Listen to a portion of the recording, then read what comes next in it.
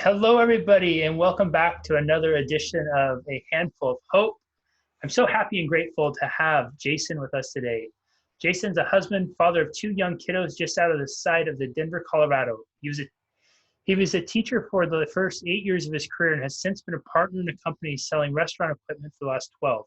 Just last Friday was his final day at that company, which was planned for months, so he could step away from ownership to have more energy at home and has plans to work for a new company mid-April.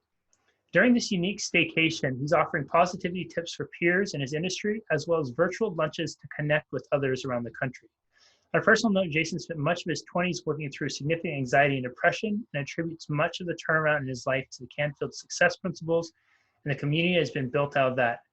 Jason is known for saying that he loves people and he just wants them to learn all the skills available to feel empowered and joyful in their life. He also says that he can sell glass or items needed for a breakfast buffet like no other. Jason, welcome and thanks so much for being here, man. Thanks, Jesse. Really glad to join you, man. Yeah, buddy, absolutely. There's two things that I think would be really powerful to touch on here with you. And you said about stepping away from this company that you've been with for a while, and you and I have talked a little bit about that in the past. And I think one of the things and the reason why I think you're so perfect to speak to this is because I think a lot of people right now are in their professional careers in this huge state of flux. And they have for so long followed the path that they thought they were supposed to follow, right? You go to school, then you either go to more school or you get a job, and then you get the job because that's what you need to do to support your family. And so you'll sacrifice family time, quality time, whatever, to earn an income, do the thing, because that's what you think you're supposed to do, even though it may not be fulfilling to you. So statistically in the US, it's like 60-80% of people strongly dislike or hate their jobs.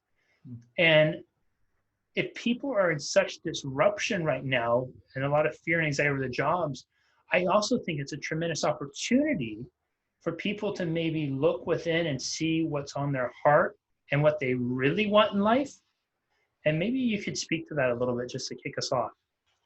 Yeah, happy to. Yeah, it's a unique time for me in that I'm, for the moment, unemployed. I helped start our company just about 8 years ago, and have been in the industry for 12. It was I loved it. I got to be a part of something I never dreamed about. But over time, we've had some health issues. My wife's had some health issues. My daughter's had some health stuff. And in the last 3 years, I've seen an increased my desire to be more present at home and my family's desire to have me more present at home. And yet the energy that it was taking from me to be an owner in a company and manage that the way I was just were no longer compatible. And so my wife and I sat down last summer and she essentially said, she goes, "Hey, I appreciate everything you do for us, but you always need to put the business first. And when are you going to choose us?" And Wow. which is it gets you. So we put a big plan in place to get me out. And it was unique when we started telling our industry about 6 weeks ago. People don't really do that. I don't know everyone's perception of what I did. But most don't leave the company I had a guy call me and say, "Man, if I were your age and had what you had, I wouldn't have made that decision." And then he said, "And that's probably why I'm on my second marriage," which is interesting. So, it's important to me to be home with my people and have the energy that they desire from me. It was also going to free up some energy in me to get to pursue more. I found I couldn't care for people the way I used to be able to, or the way that I like to. And so this was a way to free up some margin in my own personal space to get to care a little bit more or engage or listen a little bit more in ways that the stress of all of it really haven't allowed me to these last few years. How important is it to you to care to people, to care for people? Jesse, it is, it's the thing that gets me up. I've told people I've never been incredibly passionate about restaurant equipment. It's not like, it's not my thing per se. It's it's the people that I get to care for, that I get to call on. And every sales call or every opportunity, my personal hope is that if I come in and they're at a 4 out of 10, by the time they're done with me, I hope they're at a 5 or a 6. Wow. Just as a person. And Yeah. the restaurant equipment and what I do is, it's a cool medium because we socialize and we connect and we share meals together. So it's a fun way to do it. But it's the lifting up of people. And that's probably just because I think about it all the time. At the time in my life when I needed people, they showed up and lifted me when I really couldn't stand, and helped me get out of a really tough place that I was in for a long, long time. And I feel like I'm just forever indebted to humanity to help lift others up the way I was lifted up at one point. Jason, I love that, caring about people. I think that it's so beautiful in its simplicity, right? Because at the end of the day, I think all of us have this desire to care and be cared for, but we don't always articulate that. And what we'll do instead is we will pass it off as, my way of caring is, the very traditional, I'll go out, earn money, bring this home, get material stuff. And I think one of the beautiful things that's happening right now in our world is we're finding that the material stuff doesn't have the substance that this does.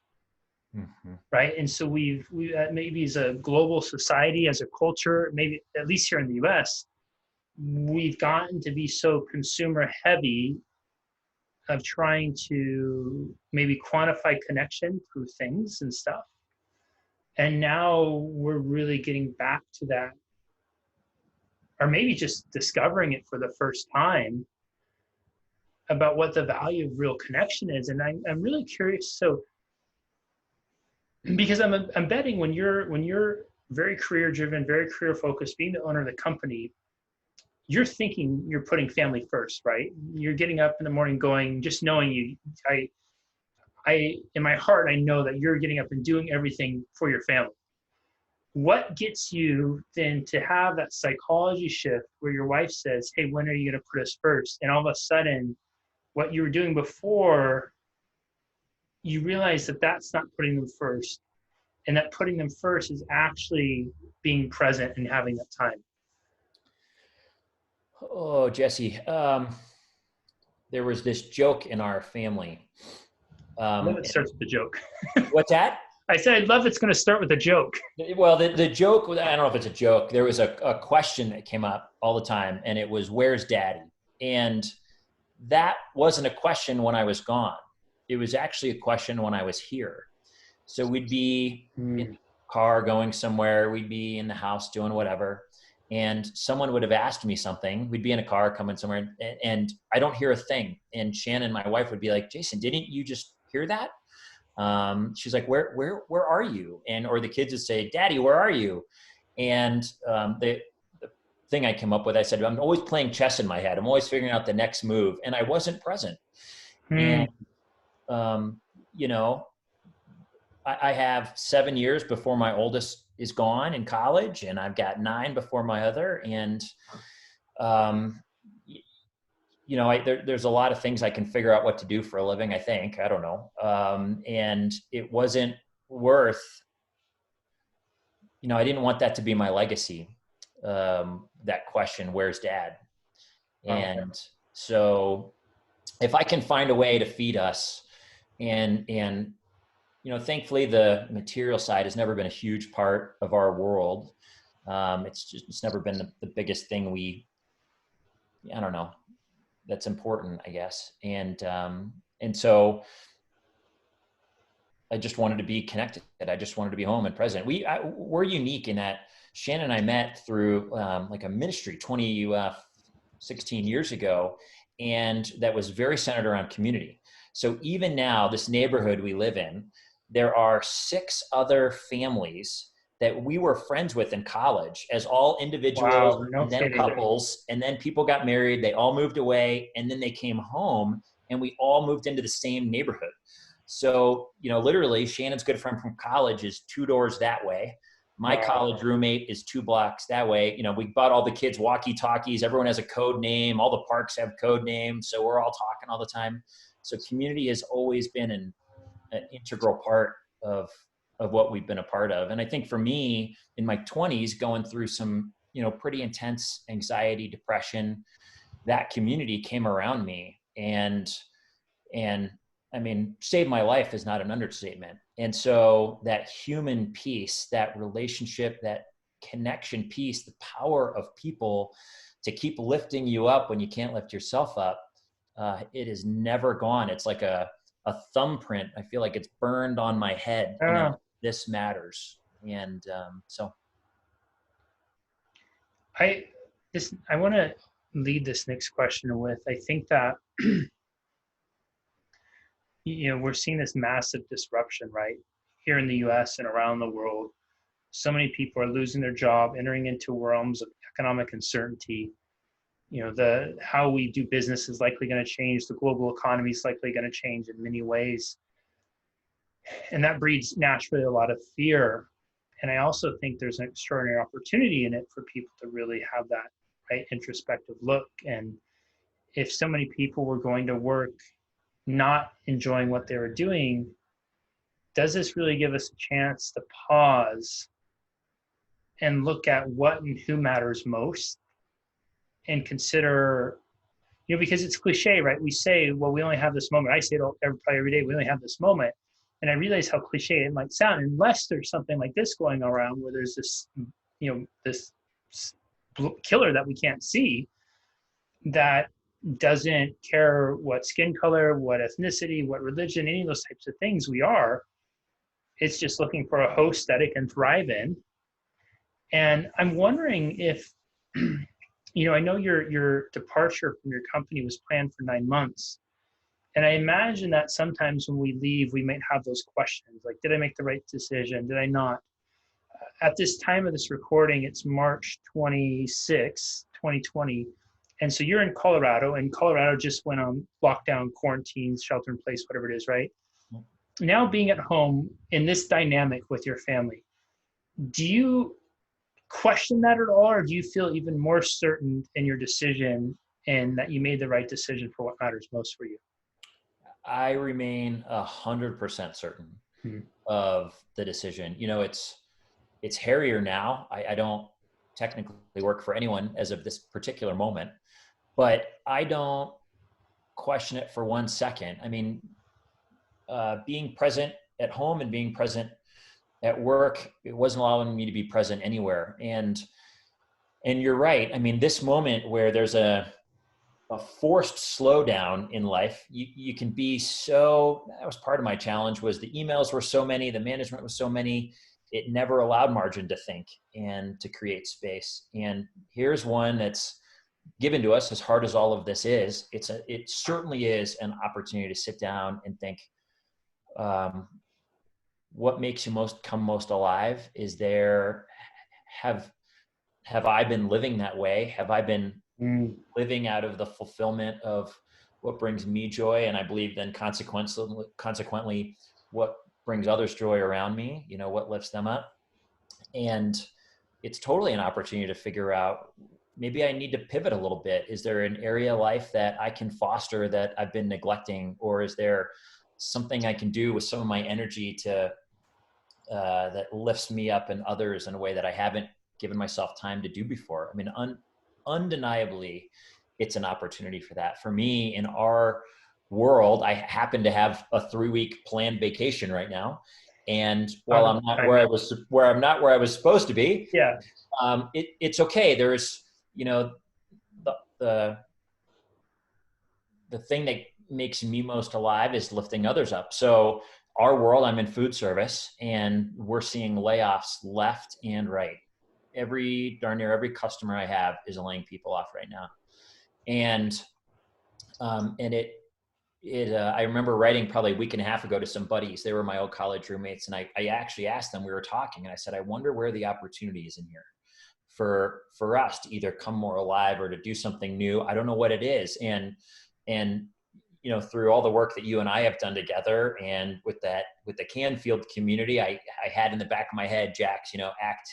I don't even know what it is. Act, maybe, or something. Act as if. There you go. Act as if. Take And action. and so my industry is hurting. There's a lot of pain and a lot of fear.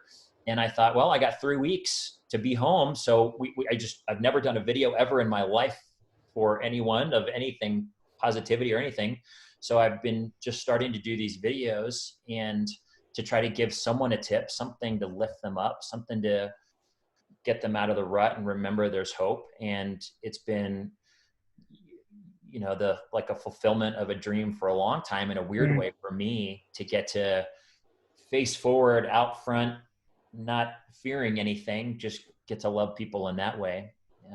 Jason, can you tell people about your videos, like what they are? Because I think it's such an incredible story of just beginning, acting on that idea that's in your heart, that often in here, we've never done it because we're too busy with our outside obligations, or we have our voices that say, why should you, you were talking before about the perception, right, of other people. And so all these stories will prevent us from just beginning. But I'm wondering if you could just tell us a little bit about what your video series is, because it's incredible. Not only are you teaching, but you've also created this opportunity for connecting too. And maybe you should speak a little bit about that. Yeah, there was, it was kind of like our world went quiet, and our industry's world, from a tangible perspective. I mean, I'm not working anymore, but all my customers' emails went to zero. There really aren't people to call on right now. And there was this lull, this kind of sort of sad lull out there. And it became obvious pretty quickly in talking with people that they needed something and some kind of hope. And though I've never done it, I said, well, I've got time. Let's get on I didn't even know how to do it on my camera on this computer. I had to call someone and say, what do I use to video myself in this? And then I started going through a lot of the Canfield stuff, or stuff that I've learned in the past, and coming up with a little 5-minute video to pick people up. I've made it specific to my industry. I mean, anybody can watch it, but specific to people in food service to kind of create that sense of community. That every day it's a different one. I email people every night. Someone wanted me to customize them, so I did another little video customizing it for that customer and their team to try to lift them up. And then we've been hosting these virtual lunches where everyone can get on a Zoom call, and I have a peanut butter and jelly sandwich most days, and like a little clementine, and we'll talk. I had a woman in the industry who's, she's a really well known. She's done a great job in her career. Get on today. It was her and I, and she just started crying, and because it was a tough day, and some people had to get laid off, and so it was great to connect with her. She just needed a face. Yesterday we had 8 people on, from Maryland to Kansas City to Utah to all over the place. People just want to see faces right now. They want to see faces there. We're used to seeing each other at all these industry events and shows and out in the field and at customers, and none of that's happening. And for a lot of us, for a lot of people in my industry, it's their peers, their coworkers that really are their family. They see one another more than a lot of times their family. So this is just a way to let people see each other, hear each other's voices. And now we're creating ambassadors to do this in other places too. One thing we realized once we got to 8 people, we're like, it can only be so big before the intimacy goes away. And so now we're creating other people to host these, either cocktail hours or coffee hour or lunch, whatever it is, to get other people just to connect and just to see each other's faces. Everybody listening, I hope you paid attention to that. So here's a guy who didn't even know how to turn the video around on his camera or whatever. In less than a week's time, he's created a platform that is connecting him with people. It's bridging this gap between perceived industry leaders and somebody who doesn't know how to turn the camera around. And he's creating this amazing opportunity for people to connect and bond. So much so that in just a short period of time, it's taking off, and now they're creating ambassadors. And this is so important. I've been talking to a lot of my clients who are business owners, entrepreneurs in leadership position, that this is the time to really take an asset inventory. Asset inventory is not necessarily stocks, bonds, property, money like a traditional we might think, but assets are, what do I have to offer? What can I do? I have eyes, I can see, I can read, I can talk, I can speak, I can listen, right? We have so many amazing gifts that each and every one of us can share. The bartender who might be out of work right now, hop on a video, create a video series where you're teaching people how to make some of your signature drinks, right? And then host a virtual happy hour. The chef that may not be working, do the same thing, host a little food show. The person who's a fantastic budgeter, hop on and teach people how to budget, because Lord knows a lot of people who are really stressed out right now, and we're stressed out because we didn't do a very good job budgeting. The point is we don't even have to have it as a title or something we do occupationally. It just has to be on our heart to share and then begin. And look at how fast it can go. And so I think there's a lot of people that probably are thinking, gosh, okay, I'm with you, Jason. I would love to begin, but I'm a little scared. Where do you find the courage to begin? The courage to begin. You know, that's a great question, because I've thought about this for years, but I never, you know, a lot of our community connects on via LinkedIn, is where a lot of people in my industry are. And it was always like, LinkedIn is a place for this. It's for business. Mm-hmm. It's not for other things. And I fretted for a day. I'm like, I don't know what happens if I throw this out there. And I threw out there, the first thing was just a post about, hey, look, I've gone through stuff. I've gone through anxiety, depression. If you just need someone to talk to, you know, feel free to reach out. And I started getting phone calls and messages from people I didn't know, from colleagues from years ago. One guy called me and we talked for an hour, and he just wanted to keep talking. And he said, I'm sorry, I'm rambling. And I'm like, but go as long as you need. That's what this is for. And I think just throwing it out there the first time and seeing the response, and people say, you know, thank you. I just need someone to listen right now, or someone, you're going to make me cry, or you're not making me cry, I might cry. They just wanted someone to relate to. You know, one of the things I told you this earlier, but in my world, there are customers I've called on forever who are CEOs of really big international companies. And there's always been this perceived bridge between us. And I might have felt intimidated. And I put out, the first video I did was on laughter, because it's something that we can all relate to and we've all done. No one has to learn a new skill. And this guy starts commenting, and he makes jokes. He puts this joke in the subtitle, like on LinkedIn, and he goes, and just to confirm, there were no animals harmed in the production of this video.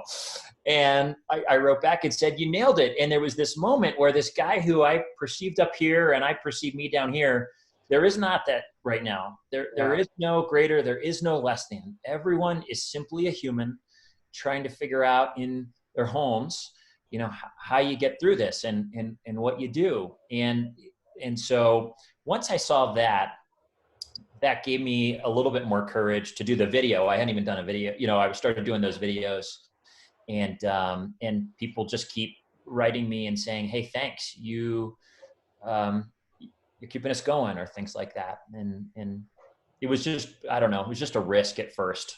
I think Jack says, confidence is just surviving a risk, and having survived a risk. And it was a risk. I didn't know how it would turn out, but it's been received well, and I'm glad that it's helping.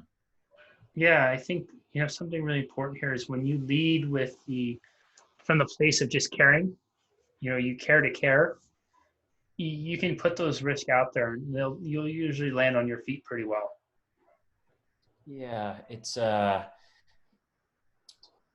the end of the day, everyone I call on, everyone I work with is just a person.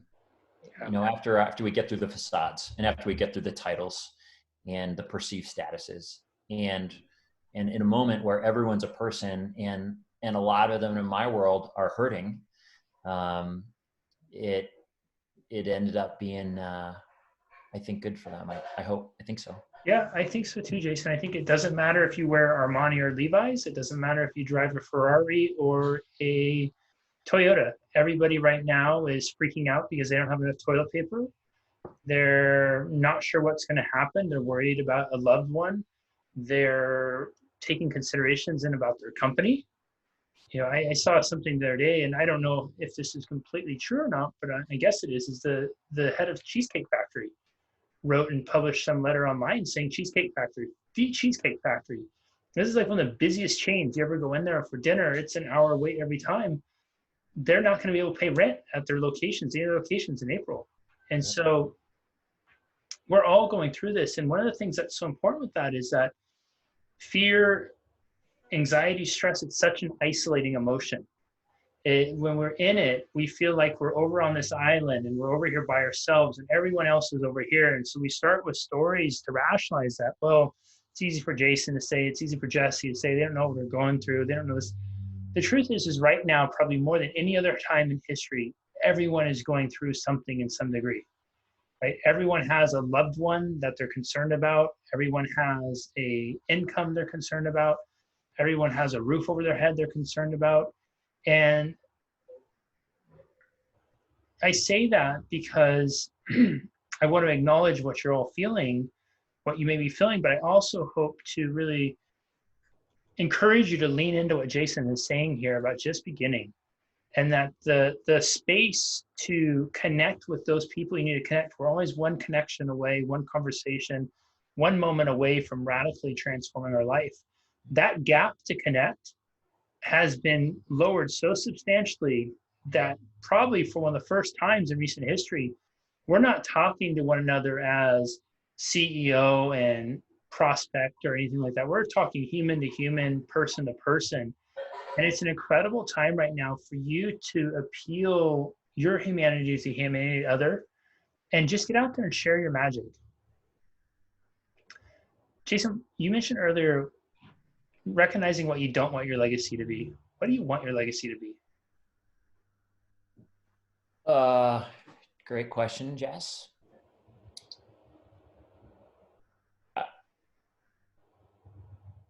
I think I want my legacy to be that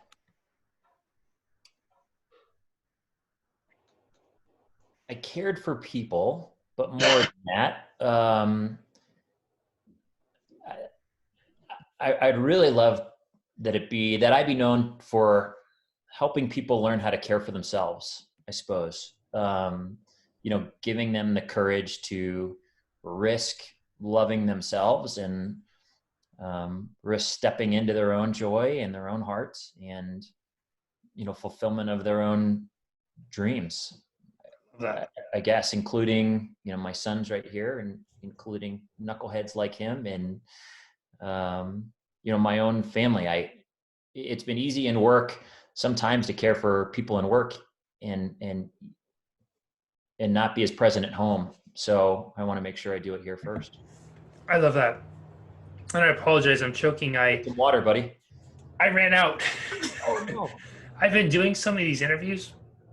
I've been talking a lot more and didn't realize how dry my throat was. Oh no. But I muted, so you didn't have to hear me hacking in the background. I love that, Jason. And I think that speaks perfectly to who you are. Oh, thanks, buddy. I see you the exact same way, frankly. Okay. 3 questions to wrap up. People are at home, quarantine, lockdown, shelter in placing. If you could recommend one podcast people listen to during this time, what would that be? Podcast. I'm a big fan. I listen to a podcast called the Robcast. It's a guy that he comes from a faith perspective. He had a big church for a long time and kind of got burnt out on that and has bobbed and weaved his way through everything. And he's just a beautiful creator. He keeps me creating and dreaming of creating. So I love his. He connects with people and relates really well. Book you'd recommend people read? For me, Success Principles was the book that changed the game in my life. It turned my life around 180 degrees. So that'd be mine. This is a good time for people to read Success Principles. And I think Jack Canfield, who wrote the Success Principles, has a accompanying workbook that goes with the Success Principles that's coming out later this month or early next month too. I think I remember seeing something about that. And movie or documentary you'd recommend people watch? Movie or documentary? The movie, a movie I rewatched the other day that I haven't watched in so long, but is probably my favorite, was Braveheart. Dude, I just could feel right then you're going to say Braveheart. I don't know why. I just had it in my voice that you're going to say Braveheart. That is awesome. I was actually thinking about that quote this morning. Um, the quote, all men die, not Not every man every man really lives. really Yep. live. And that's been like knocking around in my head the last day or two. And so it was so fun to watch the other day. It's been so long. In college, I had the poster up on my wall of Braveheart. And documentary, I not too long ago, I watched The Dawn Wall about the climber who climbed, I think it's El Cap. And I liked it. He did something no one had done, but he was he was a beautiful guy. He was just like a great spirited, good hearted guy accomplishing this thing that was out of this world. And I loved it. I loved it. Everyone, I encourage you to really rewatch this, especially if you find yourself sitting in a place right now of a little bit of uncertainty, but you have this feeling, this something compelling you to do something. One of the things that I love and appreciate about Jason so much is his vulnerability, his willingness to share about just leaning in and just beginning to go from such a short time of not even knowing how, again, the camera works to he's creating this little community where people are finding value. He's bridging these gaps between these people he used to look up to as leaders and thinking they were so far removed to now interacting as peers because he cares to care. He cares to care, and he's doing what he can right now to try to help and bring a little light and joy to people's lives, and people respond to it. I really think as business owners, one of the things we'll see evolve is that love and caring and compassion will become a new currency in business. I think more than any time, especially in the immediate time after this. And I say that because if you are a business owner or you're an aspiring business owner, one of the things you might consider during this time is how can I love my customers a little bit more? How can I show a little bit more compassion to the people I serve, the colleagues I work with? And if you have it on your heart to serve and provide value like Jason did, do it, lean into it. And then also take the time to really step back and be introspective and ask yourself, what matters most? What do you want your legacy to be? If you share your four walls with others, a spouse, children, whatever, even furry companions, ask yourself what's most important. One of the great things about a time like this is it gives us all the unique opportunity to intimately have a conversation with our own mortality. It's not like this is something that's removed to the other side of the world where we don't even think about it. It's in our backyards right now. And so we're many of us are touching it, interacting with it, and experiencing it. Don't let that conversation with your mortality go to waste. Really, really look at it in the eye and talk about it and figure out what matters most. If that means stepping away from a career that you've had that to outside people seems like it'd be ludicrous because you realize that really what's most important to you is to put family first, follow your heart. Now more than ever is that time. So Jason, thank you so much, my friend, for being here. This was absolutely incredible. I appreciate you so much, and we'll make sure to put any links up or anything like that where people can connect with you. You got it, Jesse. This was great. I am so grateful for you. Every time we get to connect, man, you always lift me up. And thanks for doing what you're doing to lift everyone else up. See, we'll see you next time, everybody, on A Handful of Hope. Bye-bye.